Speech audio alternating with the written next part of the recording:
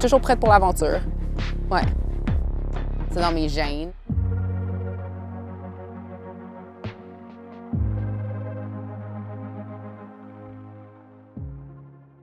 Je m'appelle Patrick Lac et vous écoutez Franc-Ouest, saison 2, Nature, elle. Aujourd'hui, on est au sud de la Colombie-Britannique, à Grand Forks, avec la passionnée de vélo, pâtisserie et travail social, Pascale Lemire.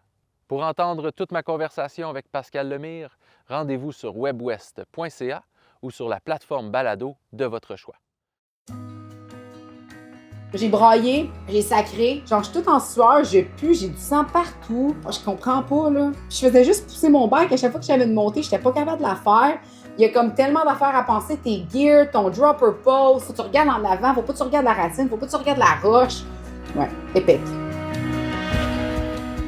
Salut, je suis Patrick Lac et ceci est Franc-Ouest, saison 2, Nature, elle. Je parcours l'Ouest canadien pour aller à la rencontre des femmes francophones passionnées de plein air.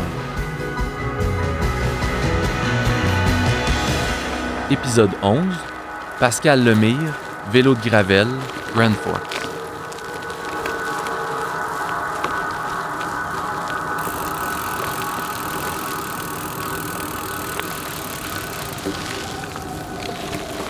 C'est vraiment juste là, la traîne. La route, elle arrête vraiment pas loin d'ici, puis le single track qui commence là.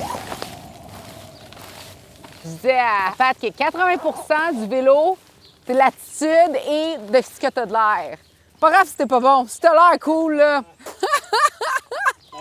En ski puis en snowboard. Right? Mais des fois, je vois du monde sur des trails, puis ils ont des vélos à genre 10 000 $. Tout leur gear, c'est comme son fancy. Puis là, tu commences à les voir faire du bike, puis c'est comme, mais pourquoi t'as tout ce gear-là? Il doit être bon. Il doit être bon, mais non, c'est sur genre le Green Trail.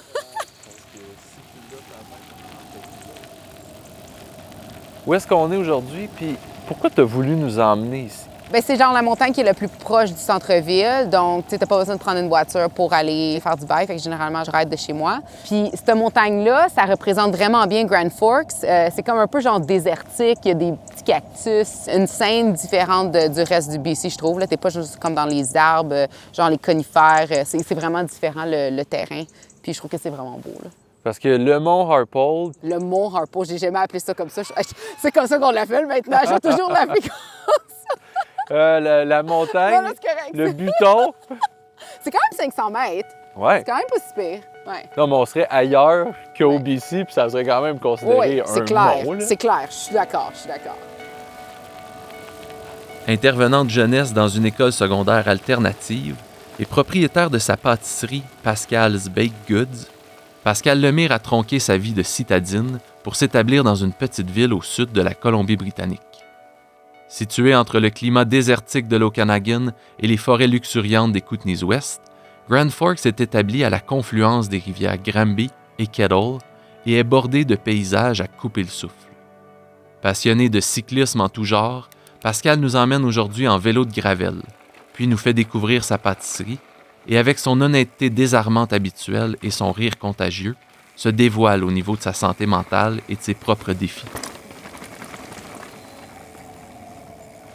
Comment tu te définis, toi? Énergétique. Très énergétique? Très, ouais. J'ai toujours de l'énergie, même quand je suis fatiguée. Puis, ouais, je suis un peu fofolle, là, je suis toujours prête pour l'aventure. Ouais. Quand est-ce que tu as commencé à faire du vélo, puis comment est-ce que ce sport-là, ou le sport en particulier, a comme changé ta vie? En fait, j'ai toujours fait du vélo. Mon père et mère, c'est des roadies, fait que c'est dans mes gènes. Quand j'étais plus jeune, genre, je faisais du vélo de ville à Montréal. Classique, là, avec le genre ta bine de lait, là, en arrière, là, strappé avec le tie wrap. Mais vélo plus sérieusement, quand j'ai rencontré mon copain, il y a 10 ans, lui est un avide mountain biker. Puis là, j'ai commencé ça, puis j'étais comme, ah, tu sais, c'est vraiment le fun, ça fait peur. Puis c'est un bon moyen d'avoir de l'adrénaline, puis de changer le mal de place. Puis pour quelqu'un qui n'est pas familier, disons, avec un vélo de gravel, comment on compare ça à un vélo de route ou à un vélo de montagne? C'est comme un mix des deux. Genre, le frame, ça a l'air comme d'un vélo de route, Mais la position, c'est peut-être plus comme vélo de montagne. Normalement, il n'y a pas vraiment normalement. Quand tu achètes un gravel bike, ça vient avec des roues qui sont plus petites que ça, genre les tires. Moi, j'ai mis genre des 650B, fait que c'est genre plus large, avec plus de crampons pour faciliter la montée ou la descente là, sur les terrains de terre et de gravel. Donc, moi, je peux vraiment aller descendre des trails de vélo de montagne avec ça. Là. Pas aussi rapide que si j'avais mon vélo de montagne, mais quand même. Là. Ouais. J'ai le vélo de route, j'ai le vélo de gravel, j'ai 3 vélos de montagne parce que j'ai un hardtail, j'ai un full suspension, puis j'ai mon premier. Mais mon premier, je veux pas le vendre parce que c'est handmade à Bromont. La compagnie, elle n'existe plus. La compagnie, c'est la Espresso. Mais c'est quand même cool. Le vélo a été fait genre à la main à Bromont, au Québec. Fait que c'est primo, là, c'est vintage. Fait que je veux pas le vendre. Fait que je le garde. Quoi d'autre que j'ai comme j'ai un vélo de route, genre un Fixie. Je pense que c'est tout. Je sais pas c'est quoi le compte, mais c'est autour de ça, 7-8, là. Ouais. Ce qui est cool avec ce vélo-ci, puis généralement les vélos de gravel sont comme ça, c'est que tu peux mettre des sacoches, tu peux mettre des sacs. Fait que tu peux faire du vélo camping avec ce vélo-là. Un des prochains projets, là, d'aller aux States, en Arizona, puis aller faire du vélo camping. Oui, parce qu'ici, à Grand Forks, on est vraiment proche là, des États-Unis. Oui, vraiment, on est 5 au minutes. sud de la Colombie-Britannique. Entre deux régions, on pourrait dire, entre la ville de Soyuz et là, on a les Kootenays-Ouest aussi. On est encore dans les Kootenays-Ouest, mais on est vraiment, on le sent, là, avec la végétation, des serpents à sonnettes à Soyuz. Ici aussi, sur cette montagne-là. Ah, OK. Il y a, en fait, on peut pas le voir en ce moment, mais genre, oh oui, le knoll qui est là, genre la petite roche là, il y a un rattlesnake den. Puis j'ai un de mes amis, en fait, qui l'a vu. Il y a genre comme 70 serpents à sonnette que tu peux aller voir. J'en ai jamais vu. En fait, c'est pas vrai, j'en ai vu un serpent à sonnette, mais c'était sur la route. Ils sont gros, mais pas sur la montagne. J'en ai jamais vu sur la montagne. Ouais. C'est une autre réalité. Genre. Ben nous, on a des ça de grizzlies long. en ce moment à Nelson. Ah oui, j'ai vu ça, le vidéo. Famille là. de grizzlies qui se promènent dans les rues de Nelson. Quand est-ce que tu es arrivé dans l'Ouest? Puis qu'est-ce qui t'a emmené ici? Je suis arrivée décembre 2014. Mon copain, c'est toujours un gars ou une fille, j'ai l'impression. Ouais, ça fait que lui, il vient du BC, puis on s'est rencontrés à Montréal. Il est né à Nelson, mais il y a de la famille ici. On était ensemble, il me dit hey, tu veux-tu venir faire un trip pendant genre 2 semaines, on va aller checker le BC. Puis j'étais comme OK. Puis j'étais comme wow, je veux habiter ici. Puis comme une couple de mois après, on a décidé de déménager. Puis là, ça va faire 10 ans. Là. Tu as quitté Montréal puis tu es venu à Grand Forks? Ouais. Est-ce qu'il y a eu un petit moment de transition ou un choc?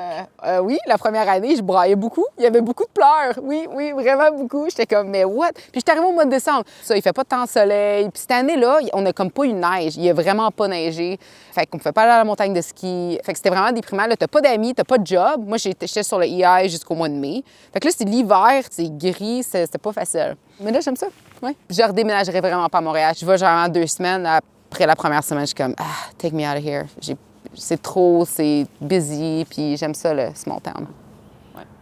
Puis là, ben, maintenant, tu as 2 jobs. En fait, on te rend compte parce que tu as ta propre pâtisserie et aussi tu travailles dans une école en tant qu'éducatrice spécialisée. Quand j'avais 17 ans que je me suis inscrite à l'école, je me suis inscrite en pâtisserie et aussi en travail social. J'ai décidé d'aller en travail social. Donc, forcément, j'étais toujours intéressée par la pâtisserie. J'aime vraiment ma job à l'école. J'aime vraiment travailler avec des ados. Mais ma passion profonde, c'est vraiment la pâtisserie. Donc, j'ai ouvert une pâtisserie là, comme 5-6 ans. Mais ce qui est très cool, c'est qu'à l'école, je run aussi le programme de cuisine. Puis ils peuvent vraiment faire comme ce qu'ils veulent. T'sais, on peut faire des macarons français, des guimauves, whatever, ce qu'ils veulent apprendre à faire. Puis des fois, on utilise même ma cuisine de la bakery avec les kids. Donc, c'est très, très cool. Mon but, c'est d'avoir la bakery à temps plein. Ça, c'est ça mon but à long terme. Donc, c'est ça que je vise. Là. Puis en ce moment, tu as trouvé un équilibre avec ces deux-là? Ouais. Puis avec ta passion vélo? Ouais. Genre que je pourrais pas avoir d'enfant en ce moment. Là. J'ai comme pas de temps pour ça. Là. Donc, on espère que ça n'arrive pas anytime soon. Parce que je veux des enfants, mais là, en ce moment, ça marcherait comme juste pas. Fait que j'espère que d'ici les 2 prochaines années, là, ça peut se calmer, que je puisse comme focusser juste sur une chose. Puis est-ce que par rapport aux enfants ou par rapport à la langue française, tu sais, maintenant, tu es vraiment dans un milieu anglophone. Ouais. C'est quoi ta réflexion par rapport à ça? Est-ce qu'ils vont parler en français? Ton conjoint, est-ce qu'il parle en français? Il comprend genre 98 %. Donc, je peux lui parler en français puis il me parle en anglais. Pourquoi je le fais pas? Lazy, I guess, je sais pas. Oui, si j'ai des enfants avec lui, c'est clair que c'est important pour moi qu'il parle français. Surtout que quand ils vont avoir 5 ans, ils vont être bilingues. Tu sais, c'est tellement facile pour eux. Ça va être bien plus vite que ça. Puis, ouais. Probablement, right? Moi, je l'ai vu arriver en 3 mois des enfants qui parlaient absolument rien en anglais. 3 mois plus tard, partais des conversations avec des étrangers. J'étais comme, hey, c'est pas moi qui ai appris ces mots-là. Là. Nice. C'est ça la beauté C'est là, d'être clair. en complète immersion dans Ouais. un endroit. Là. Il y a beaucoup de gens que je rencontre qui sont nés au BC, mais qui ont des noms francophones, des noms de famille francophones. Fait que, tu sais, je leur demande c'est quoi leur racine, puis c'est comme, tu sais, ma grand-mère, elle vient de Montréal ou elle vient du Québec. Je suis comme, mais tu parles pas français? Oh non, tu sais, ils m'ont jamais appris. Puis, tu sais, ils sont vraiment tristes qu'ils n'aient pas appris à parler français. Puis c'est dur d'apprendre une langue quand t'es plus vieux. C'est sûr que si j'ai des enfants, je vais me forcer pour parler français parce que je pense que c'est vraiment important.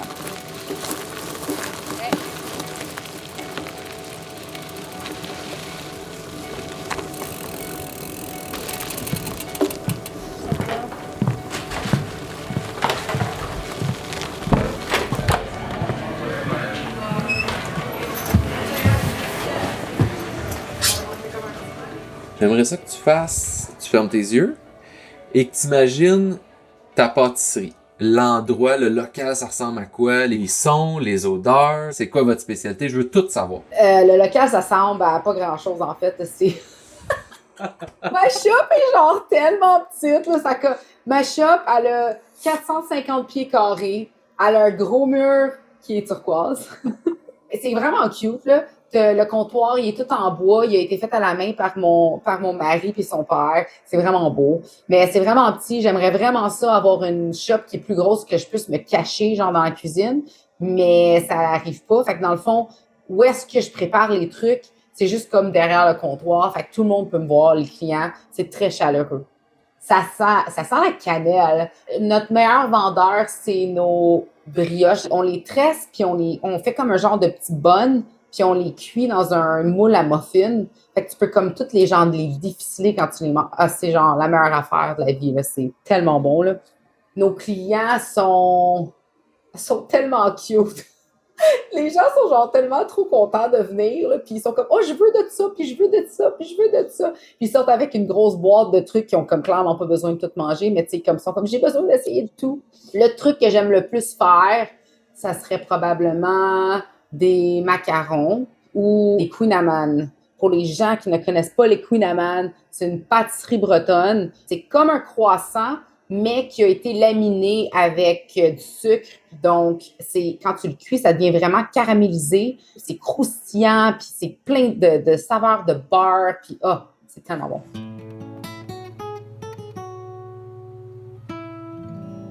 Comment tu te définis? Wild, ça serait ça mon mot.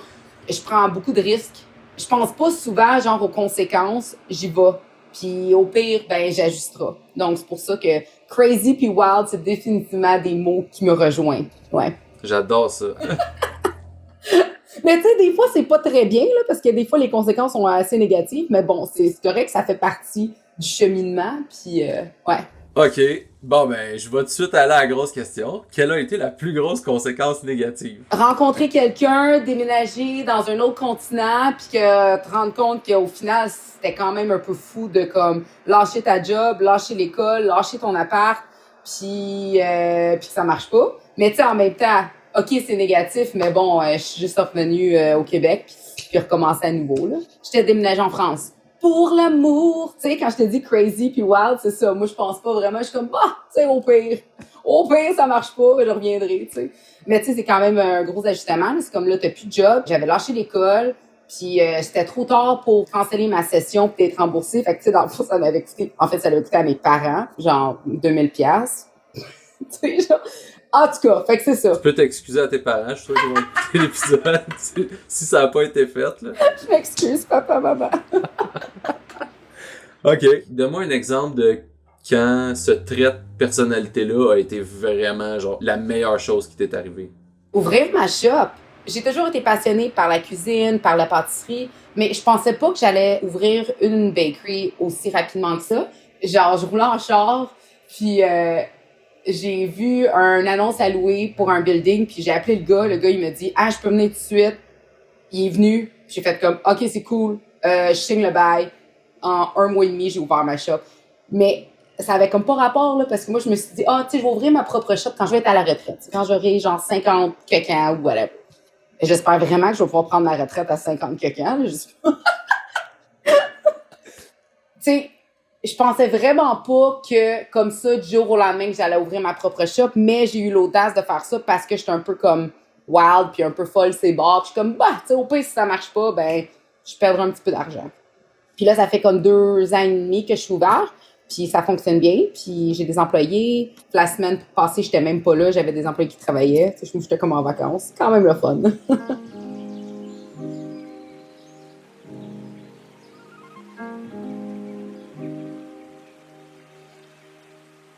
On était venus en Colombie-Britannique un été. Nous, ça faisait comme même pas 6 mois qu'on était ensemble. Je suis comme, ben ouais, on déménage au BC. Je vais lâcher ma job. J'ai un super de bon job. J'ai une job de cours d'eau. J'avais pas encore de permis de conduire. Fait que j'étais allée chercher mon permis de conduire. Je me suis acheté mon premier char, neuf, manuel. Je savais pas conduire manuel, pantoute. Ça avait comme pas rapport. J'avais un gros trailer. On pouvait pas vraiment aller plus vite que genre 60 d'un côte. On avait bien trop d'affaires. J'ai conduit dans le fond de Montréal jusqu'en Colombie parce que mon mari avait pas encore son permis de conduire non plus. C'est moi qui ai tout conduit tout seul. C'est quand même une grosse expédition. Étiez-vous juste vraiment jeune ou vous avez eu vos permis vraiment tard? On a eu nos permis vraiment tard, ouais. Lui, dans le fond, courrier à vélo, toujours sur son bike. Il n'a pas eu besoin d'avoir son permis de conduire.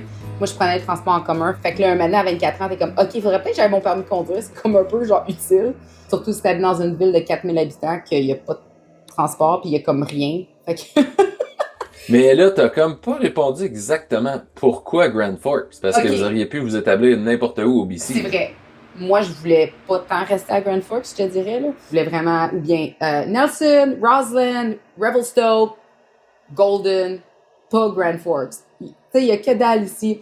Le ski, tu sais, on a une petite montagne avec un T-bar, c'est pas tant... Et tu sais, c'est vraiment le fun, mais tu sais, c'est pas Whitewater, on s'entend. C'est pas genre Revelstoke. Même chose pour vélo de montagne, il y a des trails, mais c'est pas comme un gros réseau de trails comme à Nelson ou à Revy. Je sais comme, pourquoi qu'on habite ici? Ça a comme pas rapport, là. Mais tu sais, un moment donné, là, de fil en aiguille, là, tu te fais des amis, t'as un job. Puis on dirait que... Je pense pas que je déménagerais. Je trouve ça vraiment génial. Grand Forks, c'est petit, pas trop de touristes. Je sais pas comment dire ça, genre caché, tu sais. On veut pas trop que les gens découvrent que Grand Forks, dans le fond, c'est vraiment chill, parce que c'est quand même vraiment cool, là. Puis là, on a comme plus de restaurants qui sont ouverts, on a une microbrasserie qui est ouverte, il y a ma bakery. Fait qu'il y a quand même plus de trucs qui sont ouverts, puis c'est plus abordable que... Moi, je pourrais pas m'acheter une maison à Nelson, là, oublie ça, là. Genre, j'ai pas les moyens, mais j'ai les moyens de m'acheter une maison à Grand Forks. Je voulais vraiment habiter à Roslyn, puis j'étais là comme une couple de jours, je faisais genre de la randonnée, puis j'avais vraiment envie d'aller me pitcher dans la rivière. Mais il n'y a pas de rivière à Roslyn. Fait que j'étais comme, ah, tu sais, si j'étais à Grand Forks, il y a 2 rivières, là, il y a tellement plein de plages. C'est ça qu'on fait l'été, on fait juste comme, tu fais des barbecues à la plage, puis... Fait que tu sais, tu peux pas avoir tout, là. Grand Forks, c'est quand même, c'est vraiment génial.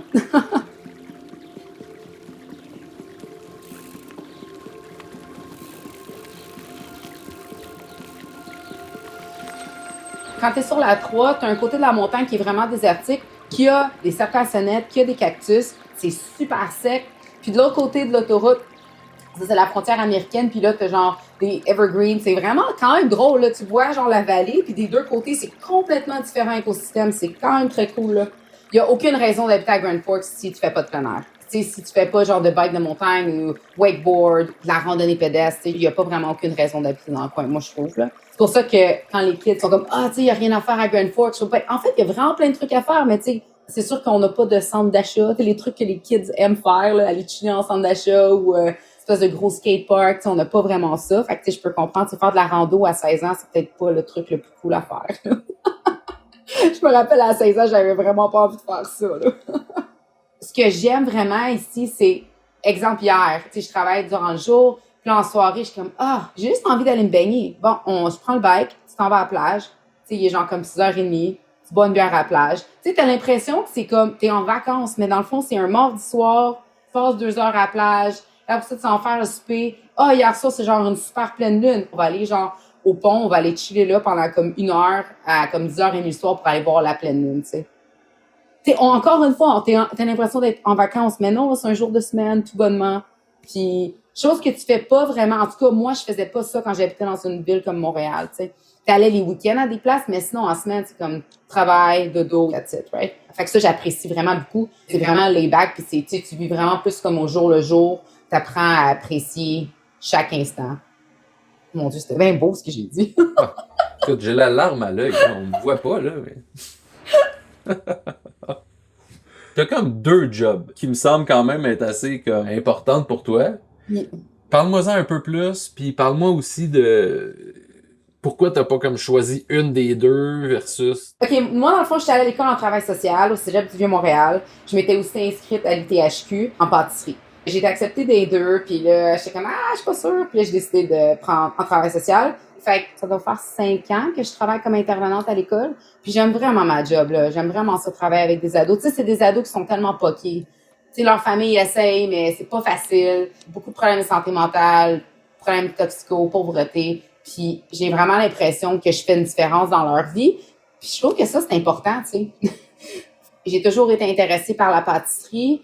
Fait que je trouve ça difficile de choisir entre les deux, mais je sais qu'éventuellement, il va falloir parce que je travaille tellement beaucoup. C'est comme pas un rythme de vie qui est soutenable, là, travailler comme ça autant que je fais. Puis aussi, ben, il n'y a pas d'école d'été, forcément. Donc, je serais sur le chômage. Le chômage, c'est comme pas tant que ça. Fait que, tu sais, si je veux avoir le rythme de vie que j'ai à rider des bikes, tu sais, j'ai comme plein de bikes. Puis, puis aller en week-end, si là, ben, il faut comme que je travaille l'été un peu aussi. Donc, la bakery, ça fait comme du sens. Mon but à long terme, ce que j'aimerais vraiment, c'est... Ma shop, en ce moment, c'est vraiment petit. Puis je suis pas au centre-ville. Tu sais, Grand Forks, c'est pas tant gros, mais je suis comme à genre 3 minutes de char de comme du centre-ville. J'aimerais ça éventuellement être au centre-ville. Puis en ce moment, je suis ouvert 3 jours semaine, donc être ouvert probablement genre 5 jours semaine. Puis que ça soit ça à temps plein. Fait que on se croise les doigts que ça fonctionne. Absolument. Tellement. Où est-ce que tu étais avant d'être à Grand Forks? Qu'est-ce que tu recherchais dans ces endroits-là? Comment ça se compare à ta vie maintenant? Ouais, c'est ça. Quand j'habitais à Montréal, je faisais juste la fête. Je n'avais pas vraiment de hobby. Là. Je faisais pas de bike. Là, en ce moment, je fais de la peinture, je fais du yoga, je fais plein de trucs comme ça, mais je faisais rien de ça. Ça n'a comme pas rapport. Là. Je me regarde de 10, 11 ans, moi, à Montréal, je suis vraiment pas la même personne. Pas du tout. Là. Ouais. Puis est-ce que tu es capable de... Là, ça va être bien deep, ma question. Là. Mais c'est toi qui m'as ouvert la porte. Là. Tu m'as dit, dans le temps, à Montréal, j'étais une telle personne, puis là, maintenant, je suis complètement différente. T'arrives-tu à mettre le doigt dessus? Qu'est-ce qui a changé? Ou y a-tu un déclencheur? Tu sais, quand je t'ai dit plutôt, tu sais, je suis wild, je suis crazy, j'ai tendance à prendre des risques. Moi, je prenais bien de la drogue quand j'étais plus jeune, tu sais, puis, tu sais, forcément, la dopamine, sérotonine, tu sais, c'est des trucs que j'aime bien, tu sais, dans la vie. Fait que le vélo de montagne, ça me donne ça, ça me donne cette adrénaline-là. Fait que j'ai comme remplacé faire le party par ça. C'est quand même plus santé, là, ce choix-là, que genre la drogue. Donc, ouais. Ouais. Quand est-ce que tu as commencé à faire du vélo? Oh my gosh, ma première expérience, c'est très drôle. Moi, ça a probablement toujours été dans mes gènes. Mes parents, ils étaient avides cyclistes de route, puis ils faisaient du vélo camping aussi. Mais tu sais, moi, j'étais toujours comme, vous êtes tellement, genre, laid avec vos vêtements de lycra, tu sais. C'est très drôle parce que j'ai dit à ma meilleure amie quand j'avais genre 20 ans, je suis comme, moi, je porterai jamais ces vêtements-là de vélo, puis je ferai jamais du vélo de route, là, c'est vraiment laid. Ouais. Anyway. OK, première expérience de vélo de montagne, j'ai braillé, j'ai sacré, je saignais. J'ai pitché mon bike. J'ai l'impression qu'on montait tout le temps. Il n'y avait comme pas de descente. C'est juste de la montée. C'est de la pure montée tout le temps. C'est vraiment dur. Il y a des racines partout. Là, puis, en tout cas, c'était pas une expérience vraiment positive. Fait que t'as pas eu le coup de foudre dès ta première. Oh non. C'est de la merde. Là. Genre, je comprenais pas pourquoi que les gens faisaient ça. Je disais, c'est pas le fun. Ça fait mal. Genre, je suis toute en sueur. Je pue. J'ai du sang partout. Je faisais juste pousser mon bike. À chaque fois que j'avais une montée, j'étais pas capable de la faire. C'est surtout que il y a comme tellement d'affaires à penser, tes gears, ton dropper pose, si, puis ça, faut que tu regardes en avant, faut pas que tu regardes la racine, faut pas que tu regardes la roche. Ça a pris comme une bonne année, là, avant que je peux dire, ouais, tu sais, moi, j'aime ça, là, le vélo de montagne. Moi, je fais ça, là, du vélo de montagne. Là, je me définis, là. Ouais, ça a pris quand même du temps, là. C'était pas au départ, non. Wow, puis aujourd'hui, t'es tellement passionné, puis t'es la maman d'à peu près 8 bikes. Ouais, c'est ça, exactement.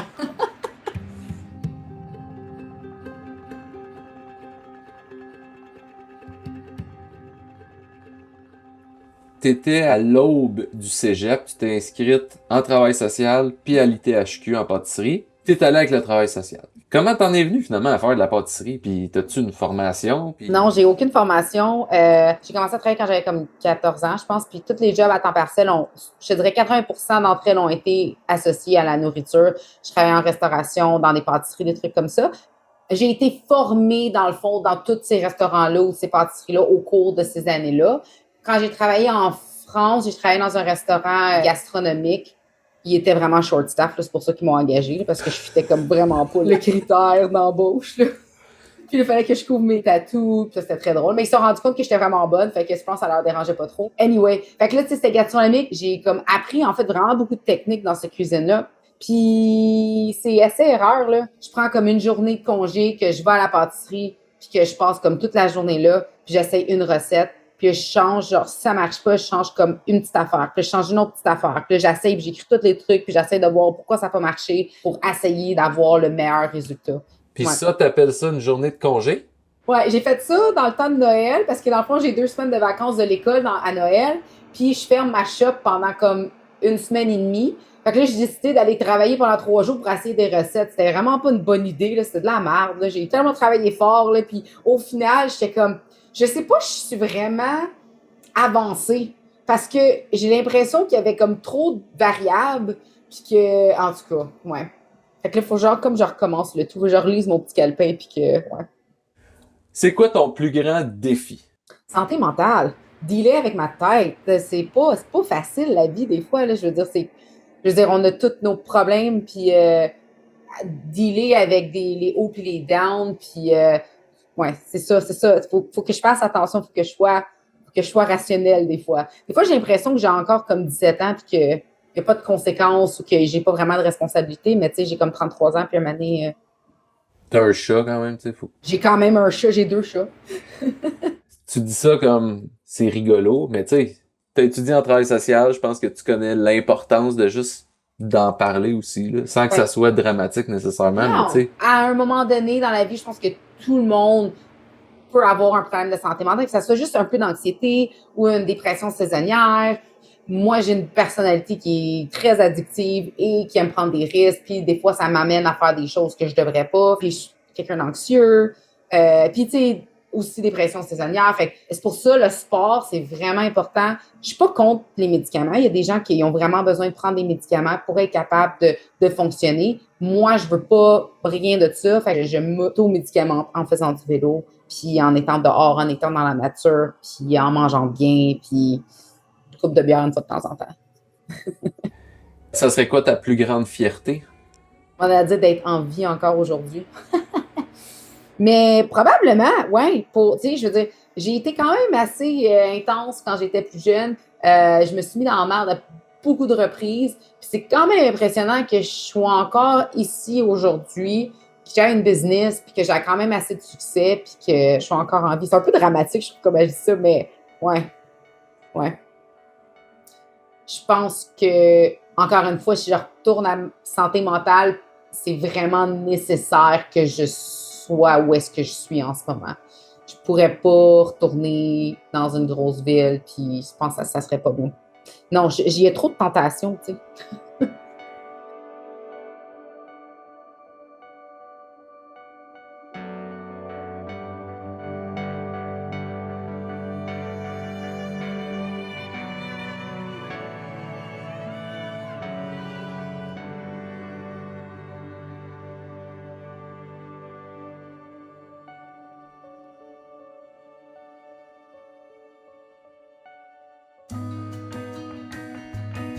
Franc-Ouest est une coproduction de l'AFCO et de WebWest, financée par le gouvernement du Canada et en partenariat avec Réseau Femmes Colombie-Britannique.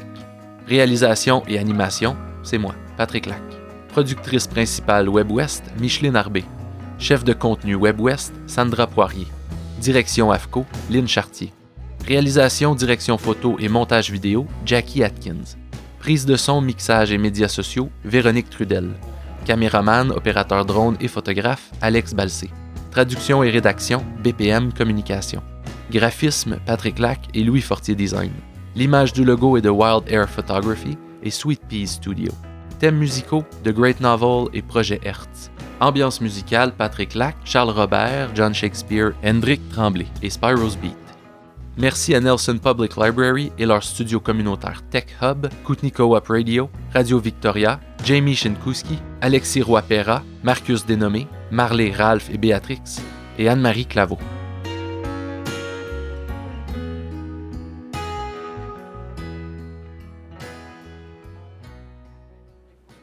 Room Tone, Grand Forks, Pascal Lemire. Oh. Non, je pense que tu as mal compris le concept. J'ai pas dit son guttural tibétain, là.